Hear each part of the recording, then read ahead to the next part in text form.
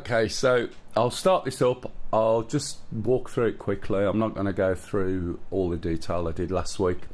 The prime thing today is about rippling Mavericks. So that is the ability to fire multiple Mavericks. DCS stands for Digital Combat Simulator, and it's a simulator from Dr. Fire again, from Eagle Dynamics. And should you sell your house to buy all your DCS DLCs? No, not really. I wouldn't. I would hang on to your house. Even if you're miserable and you're sitting there with nothing to play, it's probably preferable to sitting out in the rain with all your computer equipment. Unless you got somebody else's house to bum in, I guess. Right, so let's go through the startup. Okay, so over on the right knee, we're going to move the battery power forward, the inverter standby forward. Over on the left hand side of these yellow handles, there's an APU here. So we're going to move the APU start forward. Going to look over to, what am I doing? Look over towards these two dials down here. We can see the APU power increasing, and the exhaust gas temperature increases and then drops. When this is at 100%, we can now switch on the APU generator, which is here. That provides power to start up the plane and get all the systems going. Next thing we want to do is look down on the right butt cheek. There's 5 knobs there, like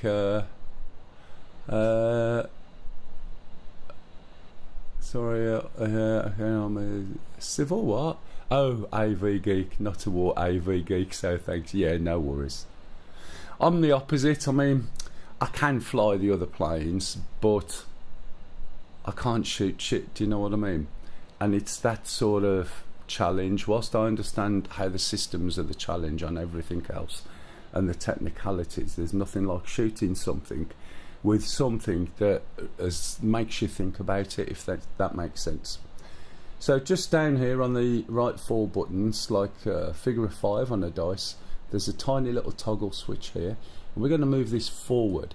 That's going to put our position lights on flash. If we turn round and look at the plane, which at the moment, as you can see, I'm not in the right position at all. Been playing with the camera, so I'll just zoom in here and turn round. You'll notice that the lights are not on. The reason why the lights are not on is you also have to press left control and P, which is a power switch for the lighting system. On the Warthog,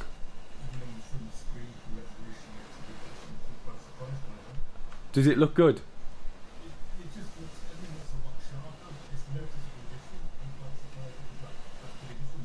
Yeah, I had heard, to be fair, that it was really good. So you can see now by pressing left control P, or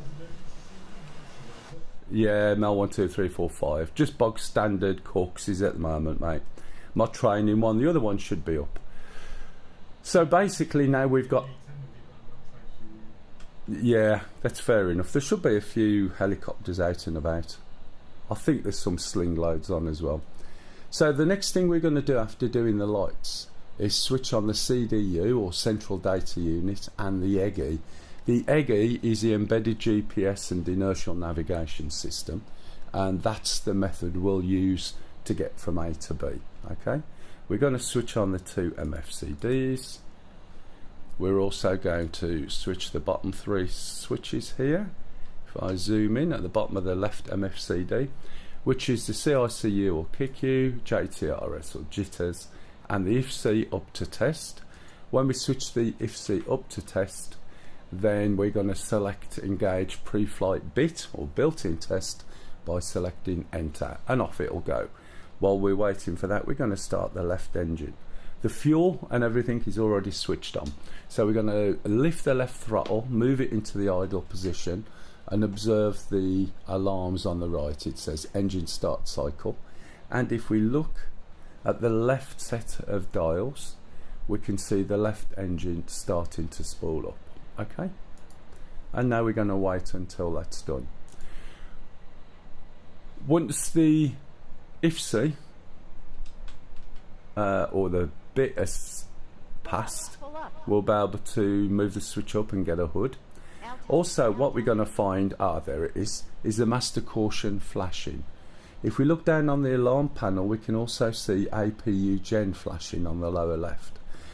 Basically, this is because the APU generator is on already, and the generator that is powered off the left engine has also engaged, and it's sort of warning us that both of them are switched on.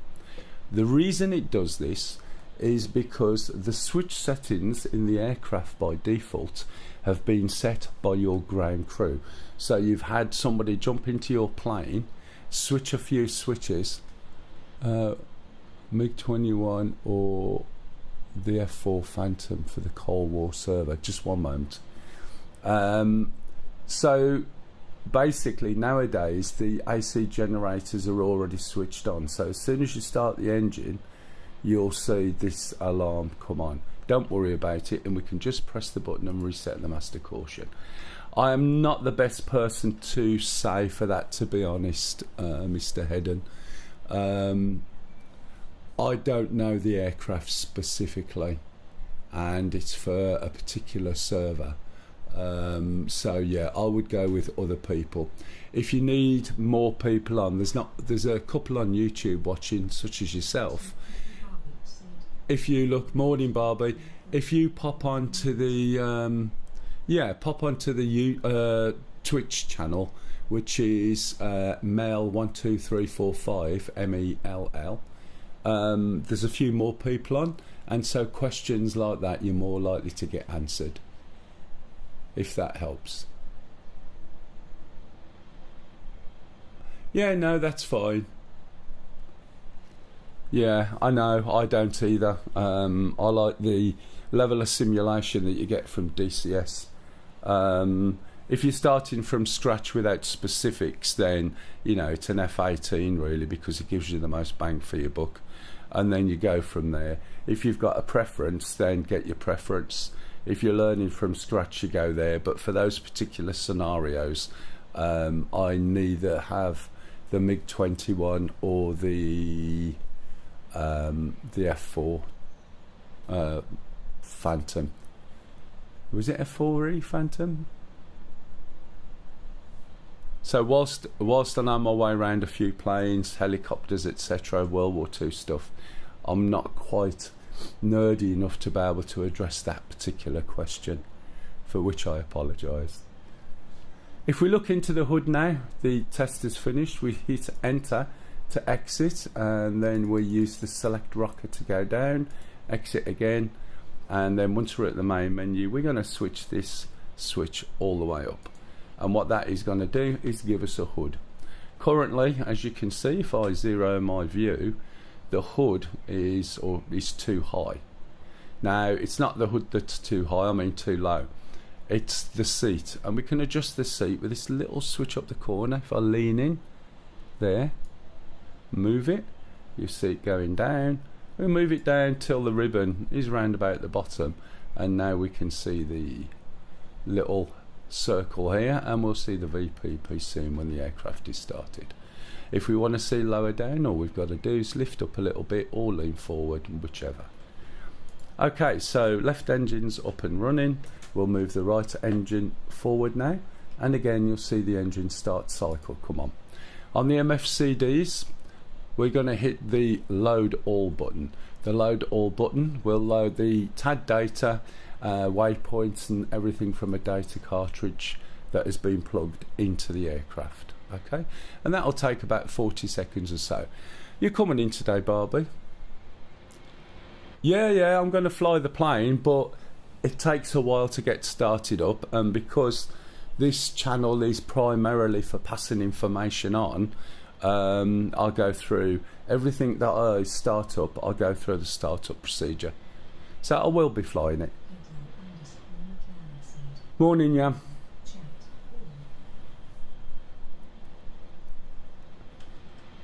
If that makes sense.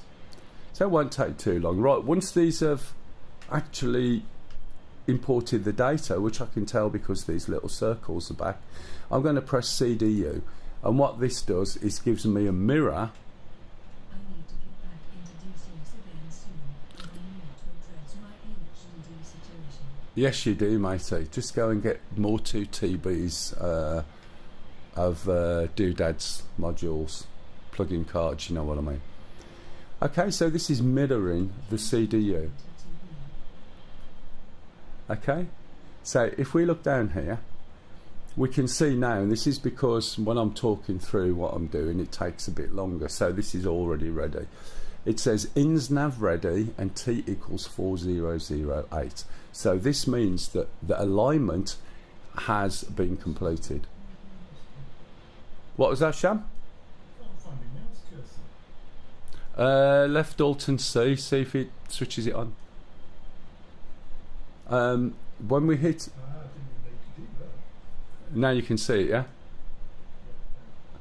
Okay, so basically we're going to hit nav, which is selecting navigation system, and if we look just behind the joystick, we're going to move from HARS to EGI, so we're actually switching from an old navigation system which isn't used to EGI. Again, embedded GPS inertial navigation system. We're going to move the TACAN over, and you'll see now our compass burst into life. Looking over to the left hand side, we've got 4 toggles. Your SAS and pitch SAS. SAS is stability augmentation system, and it smooths out your input on the plane. Oh, you've subscribed, thank you very much. Is that, I can't quite read that, is it Elan or Ian or Ewan, or I'm not quite sure. If you was on the Twitch side, it would read it out. That's why I'm a bit slow addressing the YouTube text. Right, so we're going to switch all of these on, and if we look behind the throttles, there's 2 little switches down here. One's EAC, okay, here it is, sorry, and the other one is the radar altimeter. Now last week when I come into land, I accidentally hit that instead of this button. Bearing in mind it was the first time I've been in this plane for 6 months, and what I was doing was working out what I could remember. I caught the button, didn't notice, and suddenly all my controls were out of kilter. So basically this is enhanced, is it enhanced autopilot or something? I can't remember the exact words for the abbreviations, but it helps with stability, it helps with autopilot. Again, it offers some level of control to the plane, and altitude, something to do with that. It's got an A in it, I'll look it up after. And it was telling me I was thousands of feet in the air when I wasn't, and it was because of that. If we look now, we've only got 3 or 4 alarms, which is the anti-skid, seat not armed, and the APU gen. To get to the anti-skid, it's diagonally down on the left hand side, MFCD. MFCD stands for multifunction colour display, and we switch that one on. The seat ejection system is here, but I'm in a hangar, why would I want that on yet? The APU generator, okay, is here, and we don't need that now. Both engines are started up. They power up generators, which provides the plane with electric, so we're going to switch that off. And we're also going to slide along here now, and we're going to switch the APU starter off. I still haven't actually closed my canopy at the moment, but that's because I've got the volume turned down a little bit here, and as a consequence it's not causing me a problem. Okay, right, so there we are. Anyone got any questions? That was just a recap over last week's startup, without going into too much detail. No? Alright, now I'm going to put the radios on. Now I should really put the radios on first and ask for permission to start up the aircraft. So one of the first things it's going to be telling me is about starting aircraft, which is a bit moot now, but you'll get the gist. Another thing I need to do is load some weapons. So when this is spawned, you can see it's clean. So I'm going to call up a little menu and go and select the same loadout as I had last week, which basically is 6 AGM-65Ds, and what's this one? Rockets don't need that on, so we'll remove that payload. We've got a TGP or targeting pod, we've got electronic countermeasures, and we've also got a couple of aims. They're usually on there to balance some of this out. You can put quite a phenomenal load on, but you also want to be aware of the weight. Everything you put onto this aircraft adds weight. It will affect the way the aircraft flies when you do that, okay? So just be mindful. It will let you load it on, it'll fly like a brick, and it's not really what you should be doing. So you take what you need to do, okay? Right, so let's say okay. We're looking for a copy up on the top left. Make sure you get copies. That was a copy on the refuel, copy on the rearming. And then as the stuff is loaded, you'll see I've switched off pause on my tracking now. Okay, and as the weight is put onto the wings, you'll see the plane bobble around a little bit. The fact that they even do that to show that the weight is loaded on is a bit surprising, but they do it. It's also sitting here on chocks as well, which I forget. They introduced that on one of the patches not too long ago. Ian instead of Ian with an E. Ah, right, it is Ian. And where are you from, Ian? Is it Scotland? I know Scottish tend to spell it I-A-I-N. Is it Irish? Or Welsh? No, it won't be Welsh. Might be. Okay, right, now one of the things we've got is a message. If you look in the bottom, you'll see it said note. Whenever you see note flash in the hood, it means down here. Oh, USA, okay, really? Not seen it spelt that way around. I used to get mine spelt the other way around as E-A-N off one of my aunties, because my name's Ian as well. Although nobody calls me that, they call me Mel. So you see this message, and this is saying dismiss inventory combat. If we click on act to acknowledge the message and then click on dismiss, you'll see there's red blocks. That basically means that the missiles are on the plane, but the plane doesn't know about them.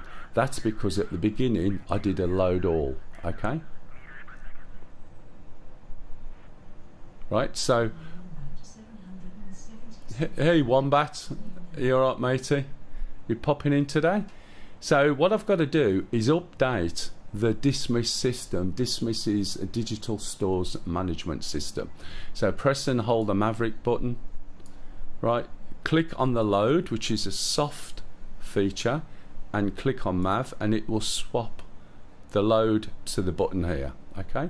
When I click on load, this is the screen we had at the beginning where I hit load all. Now I can just load dismiss, and it takes about 4 seconds to update the information for the digital stores management system. I need the Mav page, so I'm going to press and hold this again, put the Mavericks back here. And now when we go to dismiss, you'll see we've got all the necessary weapons shown on the page. I'll select the TAD. Oh, right. You got a new server, or had you uninstalled it, which I don't believe you'd uninstalled it. Right, what I'm going to do now is just carry on with the rest of the startup and switch on a few things. I explained them fully last week. I'm not going to do that now, but I will mention them once we're going along, so I'll get in the air. So I'll switch these switches to the necessary positions, put this on standby, pop all these buttons up, and let's get rid of the wheel chocks. All we got to do is call the ground crew, ask them to remove the wheel chocks. Chief, remove the wheel chocks. Copy. Okay. Wheel chocks are now removed. Now that they're removed, we're going to start heading towards takeoff. Oh, the Syria map is really nice. However, if you stream and you've only got 32 gig of RAM, you're not going to be able to fly Syria and stream at the same time, because you'll start crashing. So I'm just pushing the throttles forward gently. I'm going to put the nose wheel steering on, but just note, when you come out of this particular hangar, you're absolutely fine, right? If we look over the sides, let's get rid of this. Yeah, I remember you saying that. Yeah, can you see we've got little room? If you come out of one of these side ones and you turn fractionally too early, then you are going to have an issue, right? I've seen so many people come out these side hangars and drag the wing into the side of the hangar and then have to start up all over again. So you never want to turn if you're on one of these until your head is just over the halfway line on the width of here, and then you should be able to turn. There is something I have forgotten to do down here. If we go onto net, I'm going to put in a code 33. Always do the numbers first. Group ID is 33. Own ID is 1. If anyone comes and flies with me in an A10, I show up as 3301. If they select 33, they'll be part of the same data link group, and we can exchange text messages, and we can also send targets, taskings and other things. Okay, is that you flying, Sham, in the chopper? Yeah. Alright, I'll start a mission off. I haven't started one yet, save you doing one by accident. You can fly up and take the convoy out if you want. They'll be coming in from the right hand side on the black smoke. Right, let's pleasantly start again, hang on. Pleasantly surprised with a big smile on your face. Just checking. So now what we're going to do is we've chosen easy mission. This particular mission has got lots of missions, and I use it for training and demonstrating and stuff like that. You can't always demonstrate things when you're in the middle of a fight. Okay, 3301, taxiing runway 27, Krasnodar Central. So we're going to move out. Attention all aircraft. There are reports of an enemy convoy exiting town located on the northeast coast of the lake. They are headed northbound on the highway to their outpost on the northern outskirts of Ust-Labinsk. Take out the convoy first. Yeah, do what you want, matey, it's fine. This is a training mission, alright, so there's very little there that you'll do unless you're learning something from the thing. Literally, I've only put it up so I can demonstrate rippling MAVs and some cluster bombs, and then I'll probably do something else if I've got time, and we can fire something else up once we've wiped this one out. Something harder that you might enjoy in the F-14. 3301 holding short runway 27 Krasnodar Central. Okay, so when I'm here, what I'm going to make sure is I've got my seat ejection system on. I'm going to change my lights over. If you remember, we're on navigation lights flashing. So what we're going to do now is change the navigation lights to steady, which is all the way back, and we're going to put on the anti-collision lights. So when we look outside now, we're going to see our lights not flashing, right, the navigation ones, and the anti-collision lights are flashing, and they're usually piercing bright white lights. So anybody coming in or moving around the airbase will see those lights. Okay, 3301 taking active 27 Krasnodar Central. Okay, engage my head tracking again. I do apologise being delayed on YouTube comments. It's difficult because A, it's not being read out, it's on a different screen, and obviously I have to focus a little bit, so there's a bit of a delay.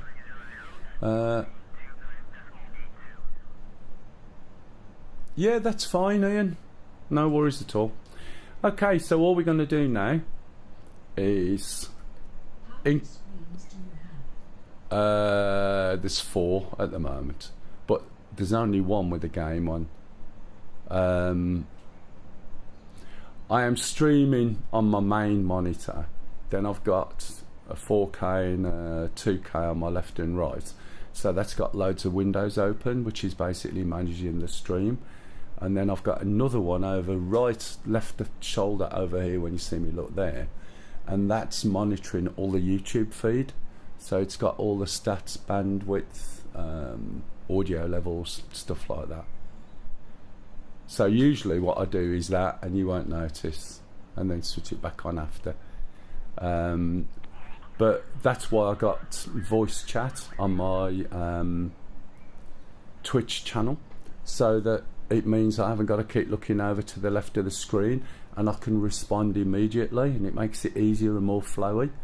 Whereas on the YouTube comments, that's in another window over there, and I have to keep flicking over to see what's going on, so I'll miss it. 10 is the go I will have 5 for each PC I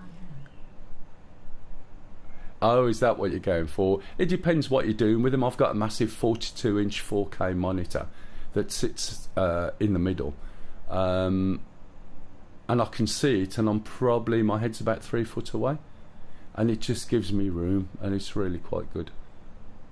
I'll have to update a picture as well on the Discord. Anyway, let's go. Right, so what I'm going to do is run the engines up to 80 down here, and I'm going to make sure that I've got no alarms, which I haven't. I'm now going to push the engines up to full, and then brakes one rolling, and here you'll see the number 50. Now when that number 50, which is my speed, reaches 70, I'm going to press the nose wheel steering, because I no longer need the rudders. There's enough airflow over the rudder to steer with a rudder. When it gets to 130, I'm going to start pulling back on the stick, and it should take off around about 150-ish or so, depending on the weight. Okay, undercarriage is coming up now, should be beeping. If I did that right. It's extremely windy.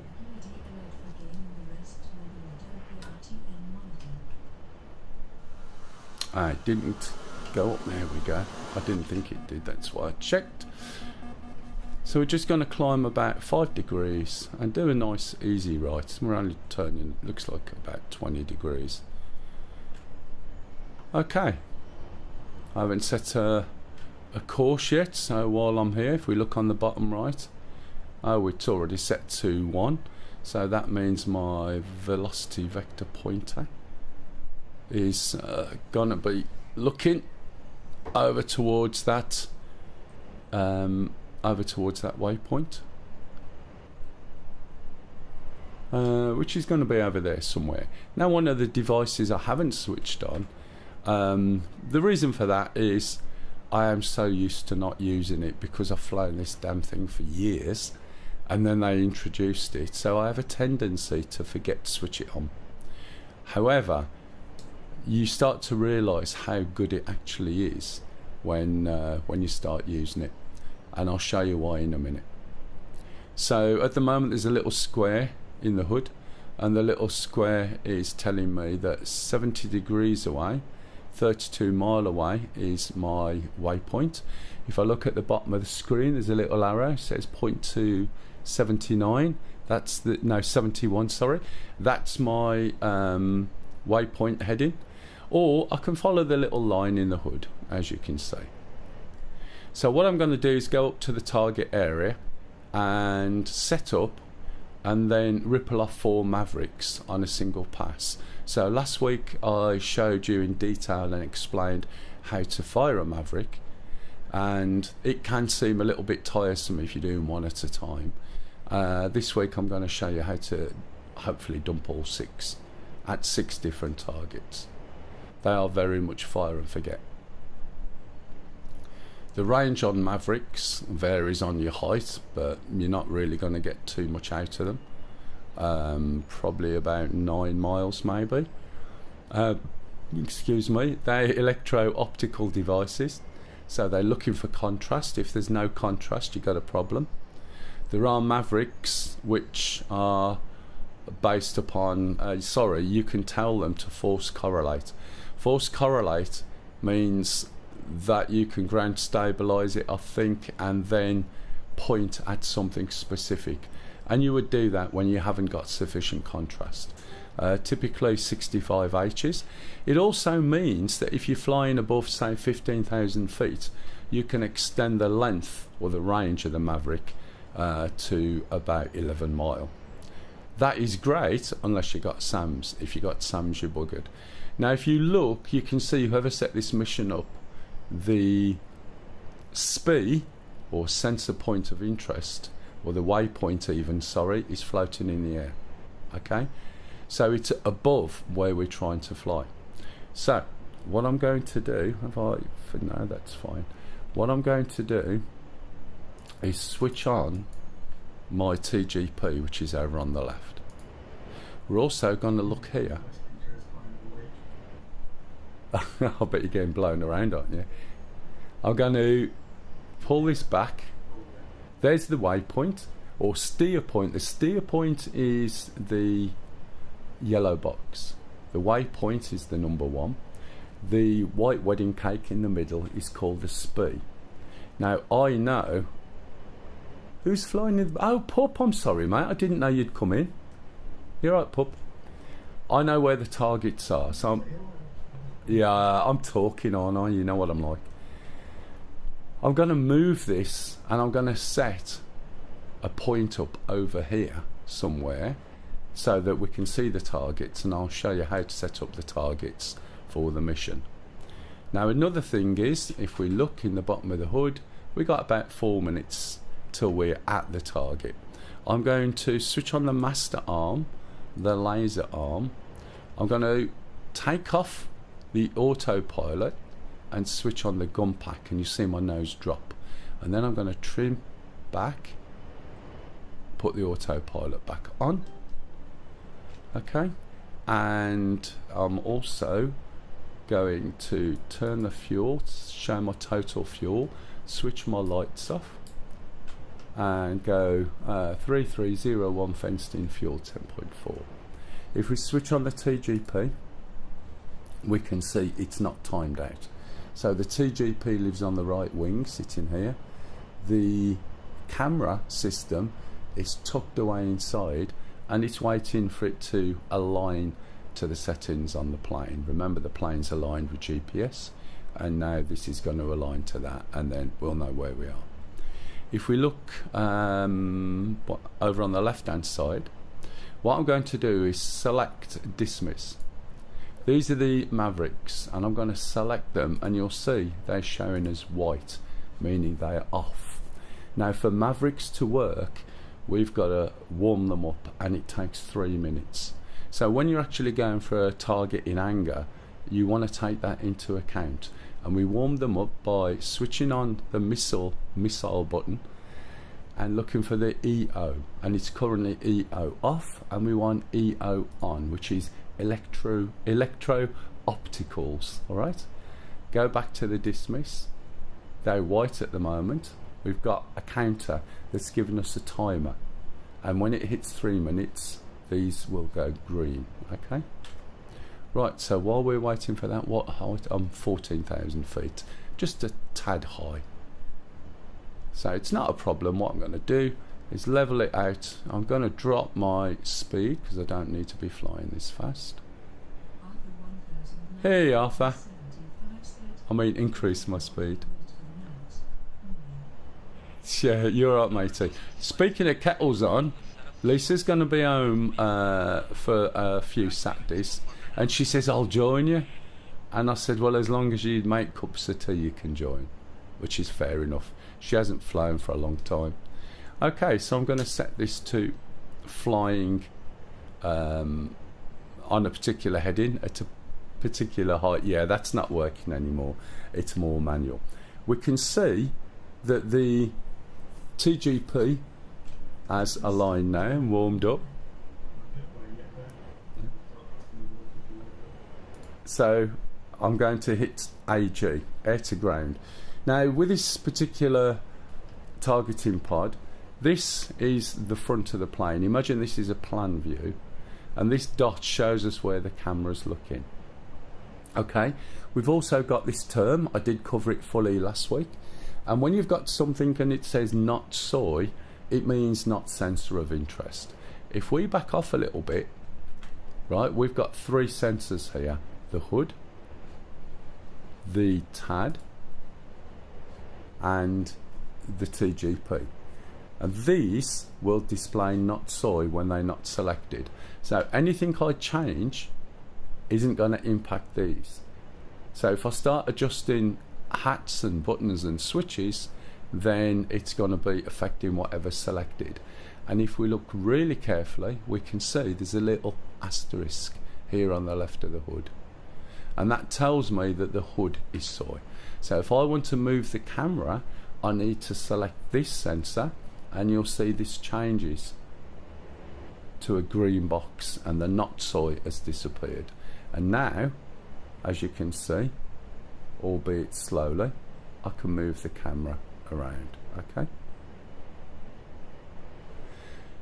By default, the TGP, right, is slewed to the waypoint, and that is on the next waypoint. I don't want to be there, so there's my waypoint. I'm actually going on it. So if I slew that, you can see we've gone past. We're also in the clouds, we're too high.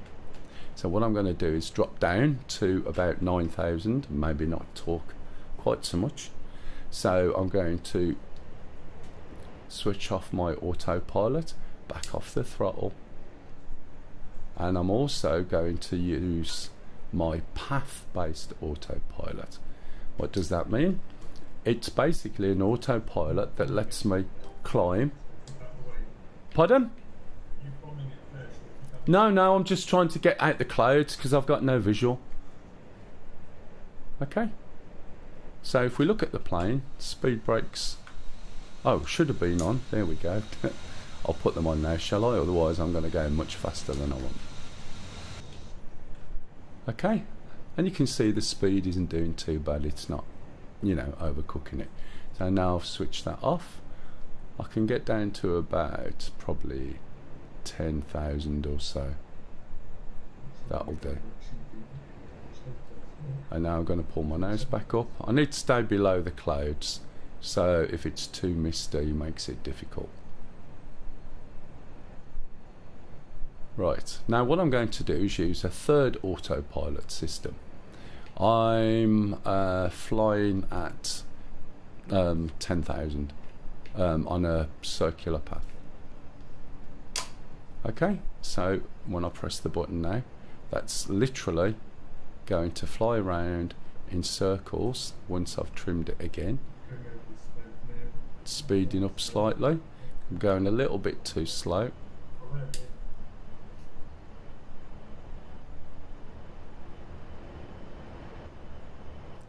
And then I should be able to let go, and then we can worry about the systems. Now, because the... Why is that turning over so much? Unless it's the wind. Let's flatten this circle. It's probably a little bit too much of a turn. Try that. And it doesn't look like it's holding it, does it?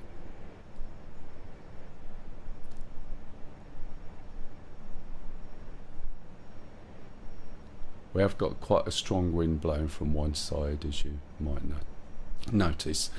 Because the camera's on the right hand wing, if the target's over... Why is this not holding? Just 1 minute. It doesn't seem to be holding much, does it?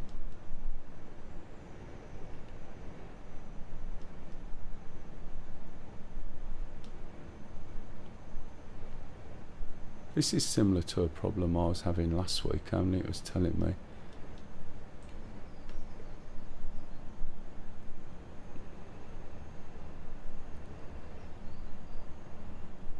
Beginning to make me wonder whether I've got an issue with my stick, which wouldn't surprise me.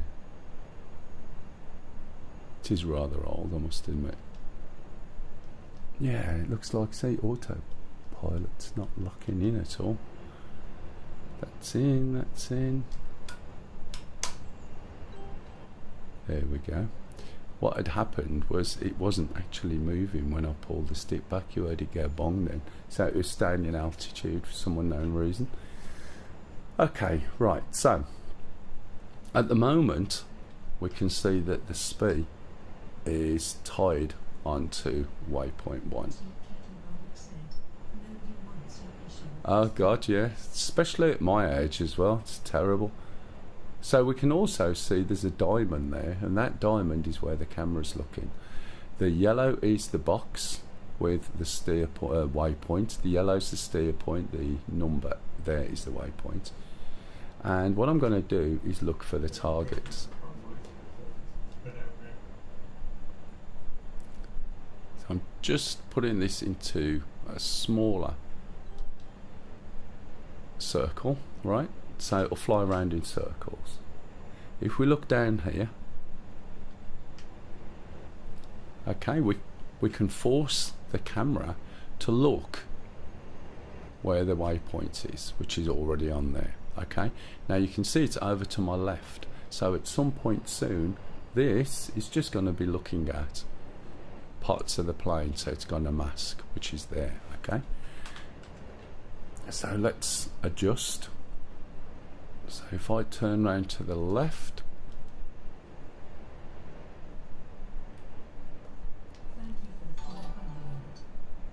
thank you for the follow there, can't even say follow. If anyone's got any questions, please jump in, by the way. So what I'm going to do is try and put the target area on my right.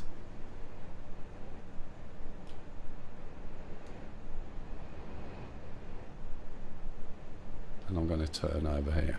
Now I can set where my camera's looking by using any of my sensors. Okay, the hood, the TGP, the TAD, and I know where the targets are anyway because it's a training mission. So what I'm going to do is change the mode. First of all, I'm going to select this so not so it disappears. I'm going to change the mode with China hat forward short. I'm going to zoom in and I'm going to go and put a cursor up on the number 5, and then I'm going to go TMS right short, and you'll see there's a box with a letter A, and the box with a letter A is a mark point, and a mark point is an ad hoc waypoint. In other words, I've just automatically programmed that into my CDU, and I can use that to say all my sensors go and look over there. So I'm going to switch that on. Now I can either switch it on down here by rotating this knob to mark points and filtering it out from other data out the CDU, or the easiest way is to look up here, okay, and go function mark, and you'll see it chooses A.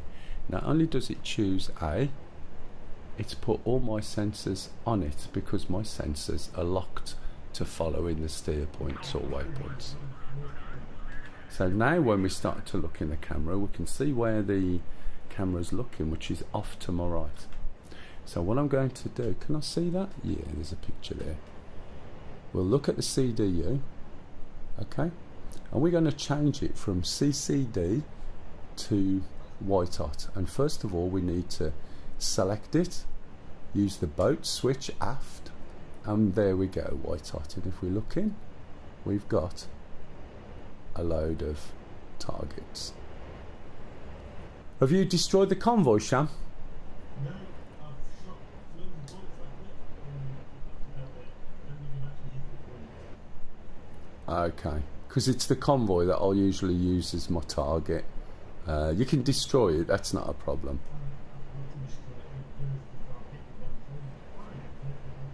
Now I can move the camera and look around anywhere. Anything that is glowing white is hot and is a target. But if I get lost of where I'm looking, I can just press this button back and it'll go back to where I started. Okay, I can also zoom in, and I can even press a button and zoom in even more so I can see exactly what's there. Okay, so there's 4 vehicles there and 2 arties, I think, and what's over there? Trucks. I couldn't even see the dark bits. This has been adjusted over time, because what used to happen is in DCS this whole thing would be glowing white, which was a little bit unrealistic. So the only things that are glowing white now are the engines. Just bear that in mind, okay? Now I know there's a convoy coming in, and that will actually be this way. So zoom out a little bit. These lines are distance measurements. So if I wanted to say to somebody there's a target which is about 160 meters from the corner of there, these lines are that value. Now as you can see, when I'm moving this around, it's moving quite quick. I've got an analog little stick under my finger to move this, but I want it to move more sensitively, right? So I'm going to click on stat, I'm going to say next, and then I'm going to use this feature to go down to HOTAS throttle and change this value from a 5 to a 7. So I should be able to select it and select 7. I select 7 first. I'll get it right in a minute. Why is it not moving?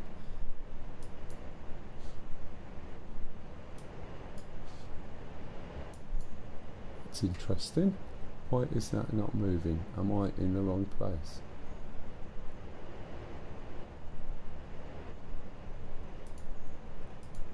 That should have moved. Let's try once more. Might be the other way around. That worked last week, no problem at all.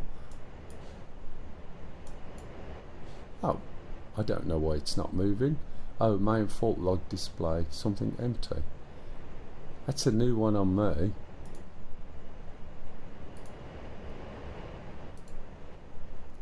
Not sure why it's not doing that. But it's not letting me move it, and I'm not sure why, to be honest. I will just have to go with it and struggle on. But that is a bit interesting. I've not come across that before. Even now, we've been flying around, we're still stuck on that sort of target, as you can see. Make it soy. And let's see if we can see anything coming up now. There's nothing there yet. So what I'm going to do now, we should find that the Mavericks are warmed up. We've got a mark already, which is set over there. So in our HUD, we should be able to see that mark, and it's down below us. If I look over to the right, I can't see anything other than where that's pointing and that's pointing.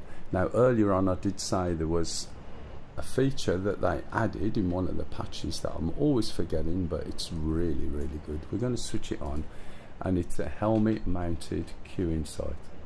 So when I look round to the right, this is showing me where my speed is, okay? And it's pointing to it, and it's down here behind me. So what I'm going to do is position myself and give myself some distance. And the reason I'm going to do that is so that I can set up multiple targets. Now I was relying on the convoy to come. You can see where the targets are there, and that is really useful. You can see the mark point, and the rest of the targets will be coming up that road. Now whenever you start to learn, always give yourself time to do stuff. One of the tendencies is to go rushing in too low, especially with guns, and then to basically end up just dying by getting shot or crashing or whatever. You know, what you want to do is blow stuff up and not get damaged, ideally. Ah, look, so there's Sham coming through with whatever he's got. There's the targets, and it looks like the rest of the convoy is en route. So ideally I want to be the other side, so let's turn around a little bit sharper. If we look at the left hand MFCD and I switch to the Mavericks, we can see the Mavericks are already warmed up, and we're looking through the sensor on the Maverick. There's also a circle on the middle of the screen. Okay, let's switch back to TAD for now. So I'm again using a control called Coolie Hat, and what Coolie Hat does is it allows me to select what sensor I'm looking through, and also to determine what page it's on to. Right, so I'm going to go and take a position up over in that direction, and then we'll have a look and see what targets we've got. And the way we're going to do this is we're going to use mark points, and then once you've got mark points, you can select your targets from some distance away, and then select mark points, and as you're flying towards the targets, as soon as you've fired the first Maverick, you can switch the mark point to the next mark point. If your TGP and your Maverick is locked onto it and your SPI is centered on the mark point, you'll find they'll all move together and present the next target. However, if you move your SPI at all, you have ruined that connection between the mark point and the SPI. So it just basically, if I touch my camera, for instance, if we do this with my camera right over here, my camera will stay there no matter what. So if I dare to move the camera when I'm coming into target, when I change the position of the mark point or a waypoint, that camera will stay exactly where it is now. It's not going to move, and you won't be able to perform this task. I'll explain that and show you when I'm coming in. Right, we've got 6 Mavericks on the plane. As I said, they're MAV 65Ds, and they use contrast. So when we come in to hit the targets and we try to lock, if there is no contrast, you'll find that we're not going to get a lock on the Maverick. Okay, so to do this, ideally we're going to give ourselves 20 mile is a bit short to do all 6, so we might stretch out, or extend to about 30 mile or so. Now that sounds a long way, but when you're trying to do something like this, or when you're learning how to fire them for the first time, that 30 mile distance will be on you quicker than you can believe. And the last thing you want to do when you're going in to shoot something is be all fingers and thumbs. Remember, there's so many controls in the A10, it can get extremely confusing. So I've got to remember about where my SPI is, I've got to remember where my mark point is, I've got to remember to change my TMS switch up to get it to lock, I've got to fire it, I've got to change my waypoint to get to the next shot. So you've got to really get a grip on what you're doing and know what you're doing. If you want to do this, I mean, I'm not saying I'm going to do it right. I know how to do it, I can do it right, but it doesn't mean to say it's going to all work right when I'm showing you. It might pay you to start off with, say, two or three missiles, and just learn how to fire a missile. When you've done that, then learn how to target and set up 2, and give yourself 20 mile. And then when you're happy with that, you can do 3 and just build it up into little bits, and that way you'll get it nailed down. Okay, the problems you'll face is you'll be too high coming over the target, so your missile won't fire and you'll see a warning. Another one you'll face is you'll accidentally or intentionally move your camera without realizing it. You might move your SPI, and that's easy to do as well. You just move your camera and you do TMS up long, and suddenly your SPI now lives somewhere else. So you need your SPI locked onto the point, onto the mark point. Okay, we're about 12 miles away. As I said, it doesn't take very long. As the convoy reached the target, yep. Pardon? I missed that. Sorry, pup, you're a bit quiet. Convoy's not moving. Probably me. Oh, how far out is it? We go damage to it as well. What, you in? And you? Ah, right, okay. Chunk. So it's pup in the other A10. Watching stream hanging there. I'm ringing it up into the supply and now.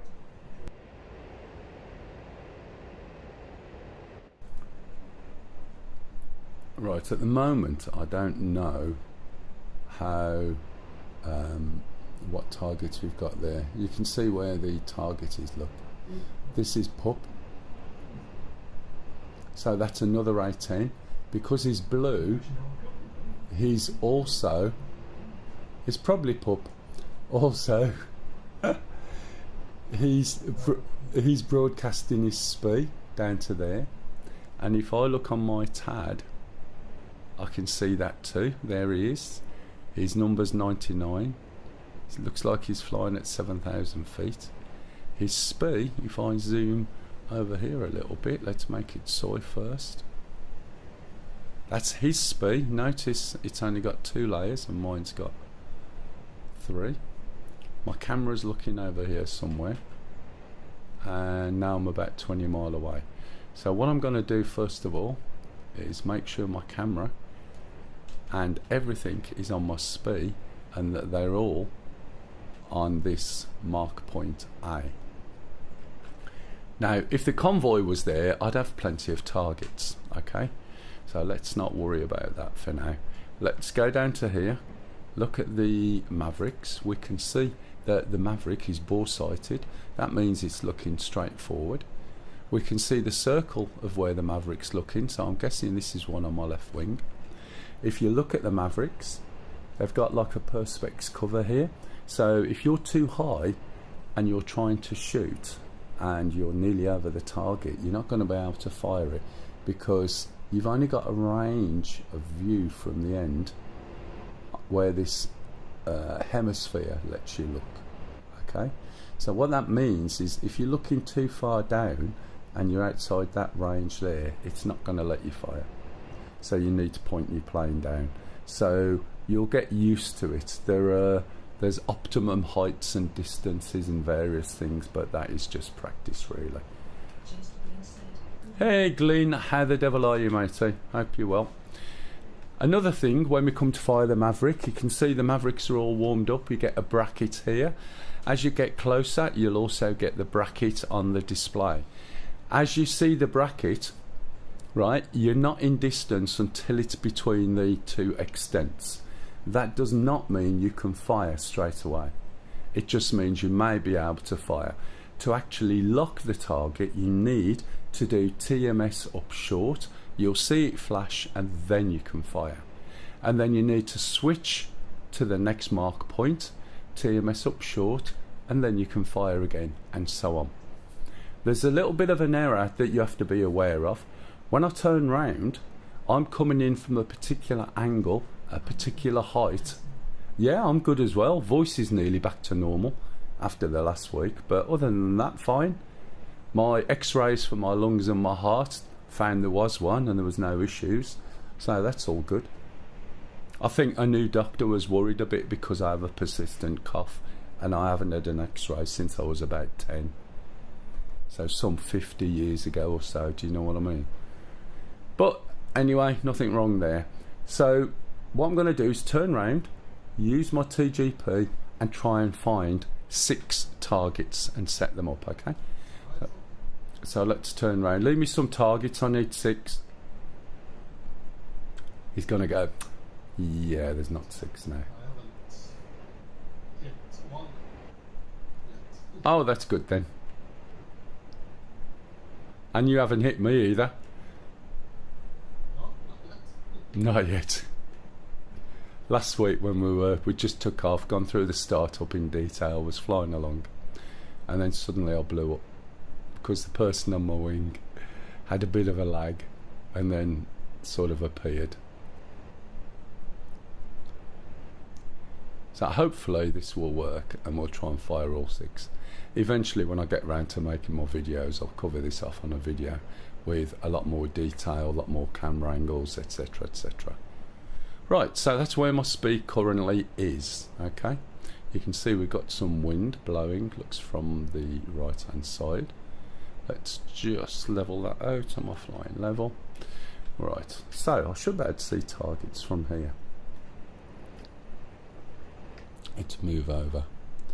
Let's move this. Let's move this. Let's zoom in. Okay, there's all the targets. Now, do you see what I mean about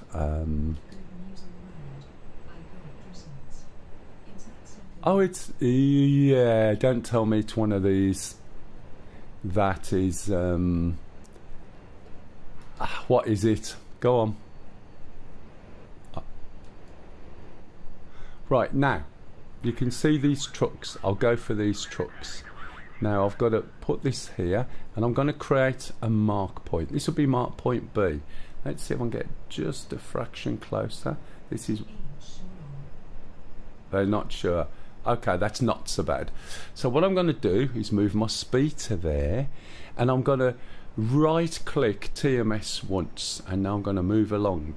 I'm going to right click TMS again, move along, right click TMS again, move along. Right now, even though this is going to appear slightly past those targets at one point, you'll find, okay, that, let's do this one as well, that if there's contrast, right, the Maverick will lock on it anyway.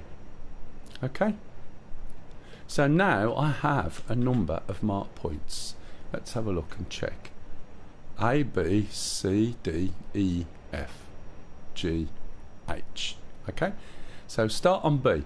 Now I'm going to force my camera and the Maverick to those mark points. All right, so we can see the Maverick and everything's there. Okay, now watch what happens when I press this button. You'll see this increment and these jump. He says that didn't work, did it? Let's do that there. That will work now. So watch, you'll see it jump. Can you see them? That's moving and that's moving, and this is hardly moving, but you see it jumping across. You can just about see that moving. Okay, I'm 21 mile away. I've picked some targets. It's not going to be super accurate, but what I'm relying on, hopefully, is the missile will actually pick it up by, it'll be close enough. My concern is maybe I'm too close to the target there, because by the time I get closer, this might actually be behind the vehicle. So I need to make sure that this is now selected, and let's just straighten up a little bit so we're not flying away from the target there. Let's make sure we're flying towards it as best as we can. And we're not going to see the bracket on here until we're close enough to launch. So we've got a little bit of time. We need to go from B to the next 6 mark points and move the waypoint and everything else, and fire, move, fire, move, fire, move, fire. Okay, that's how it should work. Now the way I've done it is there's a button on my left throttle that I have set to go to the next point. It doesn't come back, it just goes one way.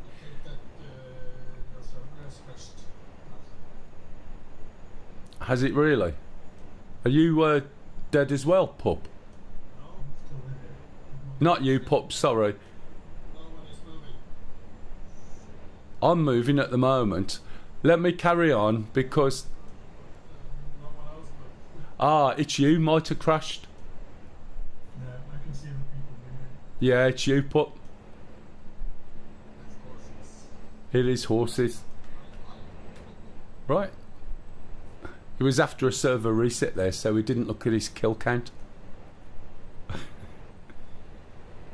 So can you see everything? Anyone got any questions?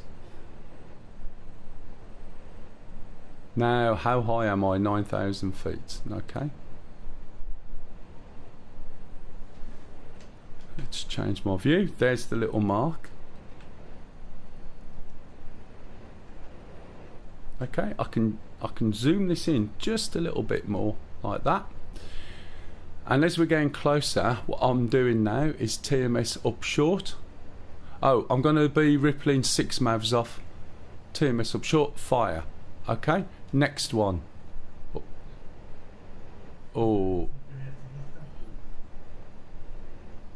fire. Okay. Wait 1 minute, just do that. Why is that not moving? It probably is moving actually. Yeah, it is. Fire. Next one. Fire. Now you can see it's slightly off on my fire.